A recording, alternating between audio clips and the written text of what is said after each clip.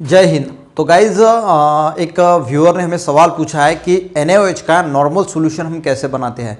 तो सबसे पहले गाइज ये समझ लीजिए, जब हम नॉर्मल की बात करते हैं NaOH का, अगर हम नॉर्मल की, तो हम जनरली जो नॉर्मल लेते हैं तो वो 1 नॉर्मल का लेते हैं। यानी जब हम कहते हैं कि NaOH नॉर्मल सॉल्यूशन है, तो नॉर्मल का मीनिंग है कि 1 नॉर्मल हम यहाँ पे लेके चलते हैं कि 1 नॉर्मल का है। देखिए, अब NaOH का सॉल्यूशन अगर आपको 1 नॉर्मल का बनाना है या नॉर्मल का बनाना है या फिर मोलर का बनाना है, तो देखिए सबसे पहले अगर नॉर्मल का बनाना है तो हम यानी 1 नॉर्मेलिटी का बनाते हैं, और मोलर का बनाना है तो हम 1 मोलर का बनाते हैं।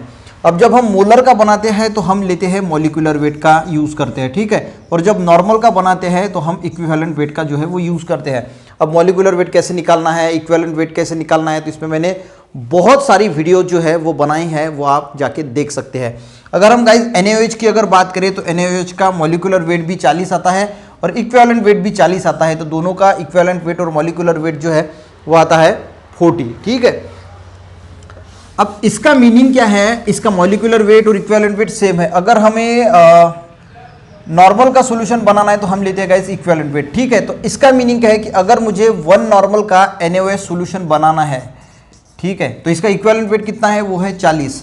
तो इसका मीनिंग है कि 40 ग्राम, सॉरी यहाँ पे मैंने 4 ग्राम लिखा है, यहाँ पे अगर हम 40 ग्राम अगर मैं 1 लीटर डिस्टिल वाटर में अगर डिजोल्व करता हूँ तो इसका ये जो सॉल्यूशन बनेगा वो बनेगा 1 नॉर्मल का। अभी हम लेते कैसे, एक वॉल्यूमेट्रिक फ्लास्क होता है, वो वॉल्यूमेट्रिक फ्लास्क में 40 ग्राम आप NaOH डाल दीजिए, यहाँ पे मार्क होता है 1 लीटर का, और उस पर फिर 1 लीटर तक जो है वो डिस्टिल वाटर का वॉल्यूम जो है वो मेकअप कीजिए। तो वो जो हमारा सॉल्यूशन बनेगा वो बनेगा 1 नॉर्मल का, यानी हम उसे कहेंगे ये 1 नॉर्मल का हमारा सॉल्यूशन है। तो इस प्रकार गाइज हम नॉर्मल का सॉल्यूशन बनाते हैं।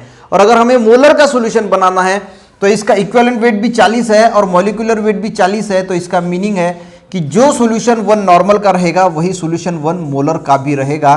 तो गाइज इस प्रकार हम जो है वो NaOH का नॉर्मल सॉल्यूशन जो है वो बनाते हैं। वीडियो समझ में आए, अच्छा लगे तो ज़रूर लाइक कीजिएगा, और आपका कोई सवाल है तो कमेंट में ज़रूर लिखिए।